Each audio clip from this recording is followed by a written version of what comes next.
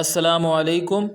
انشاءاللہ آج کی ویڈیو میں آپ کو جماعت نہم اردو کے 13ویں سبق نعت کے سوالات کے نہایت آسان اور مختصر سے جوابات فراہم کروں گا۔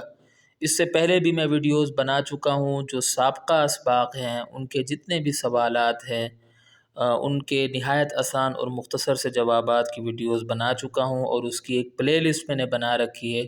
اس پلے لسٹ کا لنک میں ڈسکرپشن میں دے دوں گا، آپ اس پلے لسٹ کو ضرور وزٹ کریں، انشاءاللہ آپ کو فائدہ ہوگا۔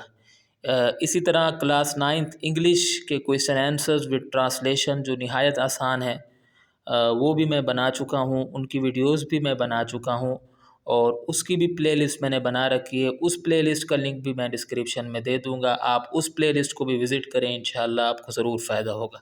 تو آئیے ویڈیو شروع کرتے ہیں۔ سوال الف ہے، صبا کہاں سے آتی ہے؟ جواب: صبا مدینہ منورہ سے آتی ہے۔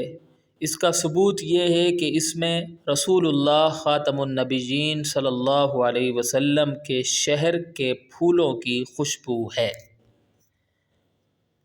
سوال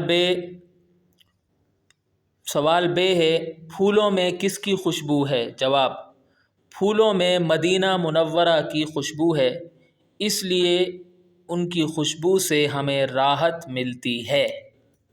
تو کوشش کریں کہ آپ کا جواب 2 جملوں پر مشتمل ہو۔ سوال جیم ہے، شاعر کے دل میں کیا حسرت اور آرزو ہے؟ جواب: شاعر رسول اکرم خاتم النبیین صلی اللہ علیہ وسلم کے در پر جینا اور مرنا چاہتا ہے، اس کے دل میں یہ حسرت اور آرزو ہے۔ سوال دال، شاعر اپنی حرمت و آبرو کس بات میں خیال کرتا ہے؟ جواب: شاعر رسول اکرم خاتم النبیین صلی اللہ علیہ وسلم کے راستے میں مٹی ہو جانا چاہتا ہے، اس عمل میں وہ اپنی حرمت و آبرو خیال کرتا ہے۔ سوال ہے، طوطی و بلبل کس کا ذکر کرتے ہیں؟